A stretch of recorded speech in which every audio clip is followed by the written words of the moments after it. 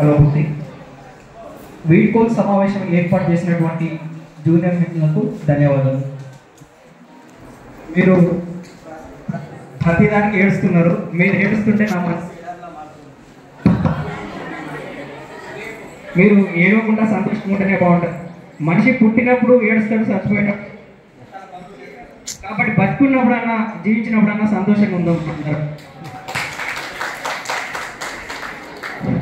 అయితే మీరు ఏడుస్తారు కదా, ఏడు మీద కూడా ఒక అయితే ఒక వ్యక్తి చనిపోతాడు, అందరు ఏడుస్తుంటాడు.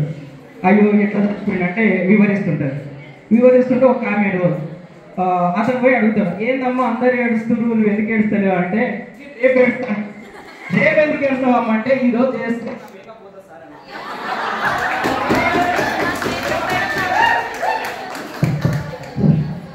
అమ్మాయిలు ఎంతో అలంకారంగా బంగారాన్ని పెట్టుకుంటారు, కానీ అబ్బాయిలు మాత్రం ఎటువంటి బంగారం వేసుకోరు. ఎందుకో తెలుసా? వాళ్ళ మనసే బంగారం కాబట్టి.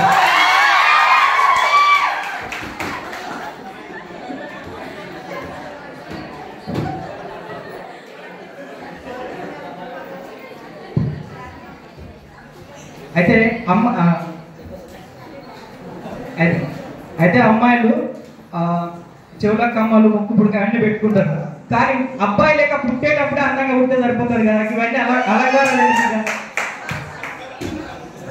సరే, ఇవన్నీ పక్కన పెడితే నేను యూనివర్సిటీకి ఏ విధంగా వచ్చానో ఒకసారి చెప్తాను. అయితే నాకు థర్డ్ ఫేజ్లో యూనివర్సిటీ థర్డ్ ఫేజ్లో నాకు వచ్చింది.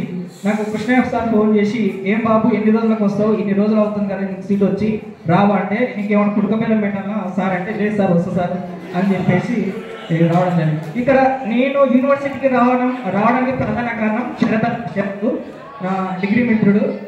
అతని ఇక్కడనే ఎంఏ తెలుగు చేసి, అతని వల్లనే నేను ఇక్కడ ఎంఏ తెలుగు చేయడం జరిగింది. అయితే ఇక్కడ వచ్చిన తర్వాత రవీందర్ గౌడ్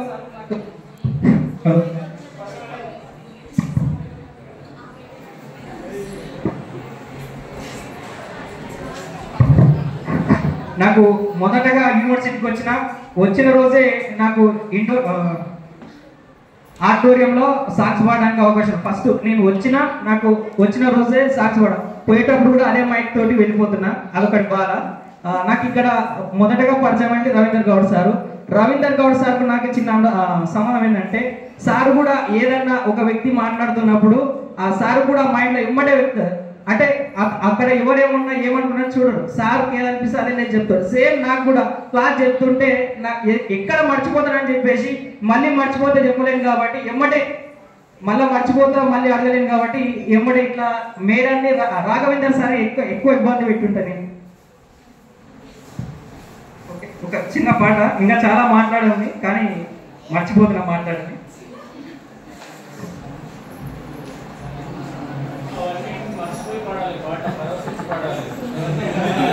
సరే, మొదటగా జానపదం పాడతాం.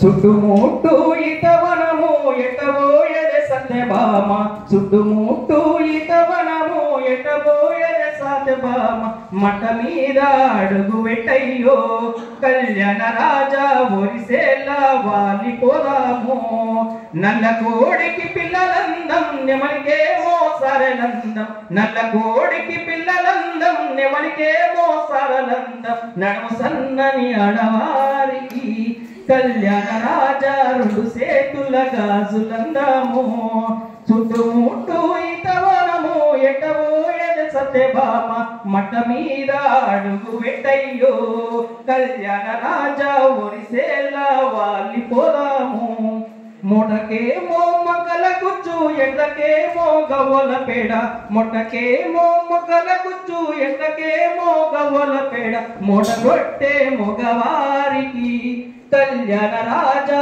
ఇడమసేతి గడి అందాము, చుట్టుముట్టు ఇతవనము ఎట్లబోయే సత్యభామ, మట మీద అడుగు పెట్టయ్యో కళ్యాణ రాజా ఒరిసేలా వాలి పోదాము, మొటకేమో ముక్కల గుచ్చు ఎండకేమో గవ్వల పేడ, మొటకేమో మగల కూచు ఎండకేమో గవ్వల పేడ మొటగొట్టే మొగవారికి కళ్యాణ రాజా ఎడమసేతి గడి అందాము చుట్టుముట్టు ఇతవనము ఎట్ల పోయద సత్యభామ మట మీద అడుగు పెట్టయ్యో కళ్యాణ రాజా ఒరిసేళ్ళ వాలిపోదాము ముందాట పోయవాడ ముద్దబంతుల దొతులోట ముందాట పోయవాడ ముద్దబంతుల దొతులోడ దపటెత్తు దూపగొనేరా కళ్యాణ రాజా తుమ్మటడుగుల చెలిమగొట్టయ్యో కళ్యాణ రాజా తుమ్మటడుగుల చెలిమెగొట్టయ్యో కళ్యాణ రాజా తుమ్మటడుగుల చెలిమెగొట్టయ్యో.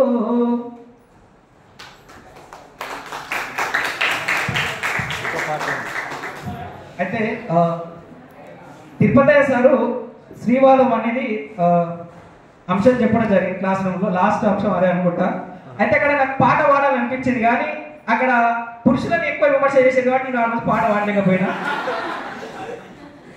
అంటే ఇప్పుడు ఆమె ఒకవేళ ఇప్పుడు ఉందో నాకు తెలియదు కానీ ఇప్పుడు చూస్తే మాత్రం బాయ్స్కి అనుకూలంగా రాసేది ఉంటాయి.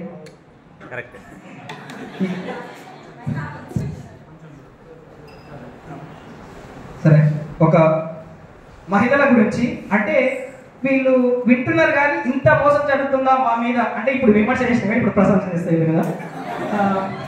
వీళ్ళు అంటే మా మీద ఇంత దాడి జరుగుతుందా అనేది వీళ్ళకు కూడా తెలియదు కాబట్టి ఈ పాటలు చెప్తాను.